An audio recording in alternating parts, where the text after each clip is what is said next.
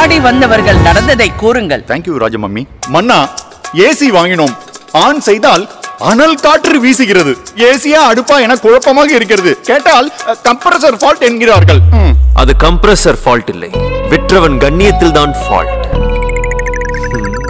மன்னா, எங்கள் மகன் படிப்பதற்காக சேர் மற்றும் ஸ்டடி டேபிள் வாங்கினோம். அதுவே ஸ்டடி இல்லாமல் அடிக்கடி கால்கள் ஆட்டம் காண்கின்றது. ஆட்டத்தை நிறுத்த ஆணி அடித்து முடிப்பதற்குள் அரையாண்டு தேர்வே வந்துவிட்டது. இதனால் பிள்ளைகளின் படிப்பு ஆட்டம் கண்டுவிடக் கூடாது. கண்டிக்கிறேன், அவனை தேடி தண்டிக்கிறேன். வாங்கிய புது பாத்திரங்கள் எல்லாம் ஒரே மாசத்துல ஓட்ட உரசலாகி அதற்கு பேட்ச் ஒர்க் பார்த்தே கைகள் புண்ணாகி விட்டது மன்னா. பேட்ச் ஒர்க்கா?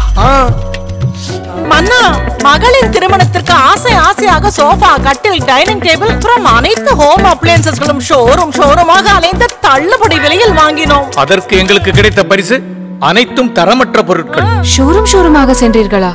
ஏன் இவை அனைத்தும் ஒரே இடத்தில் கிடைக்காதா? விலை குறையலாம், சரி, தரம் குறைந்து விடக்கூடாது அல்லவா?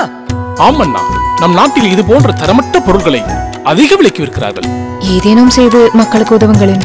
மகனே, தரமான வீட்டு உபயோக பொருட்கள் அனைத்தும் மக்களுக்கு நியாயமான விலையில் ஒரே இடத்தில் கிடைக்குமாறு நீ ஒரு இடத்தை உருவாக்க வேண்டும். நிச்சயமாம்மா, உங்கள் விருப்பத்திற்கு இணங்க